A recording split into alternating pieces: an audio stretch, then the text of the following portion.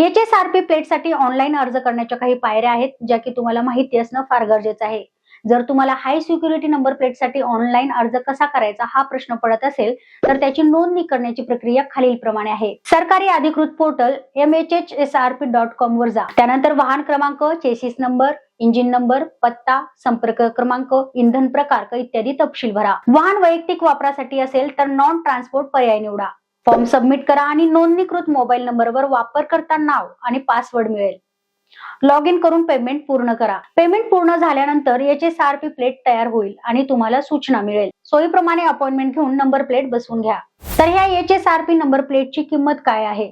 तर ह्या HSRP number प्लेटची किंमत मोटारसायकल आणि ट्रॅक्टर साठी 450 रुपये प्लस GST, 3 व्हीलर साठी 500 रुपये प्लस GST, तर 4 व्हीलर साठी आणि इतर वाहनांसाठी 745 रुपये प्लस GST असणार आहे. HSRPच्या अंमलबजावणीतील काय आव्हाने आहेत?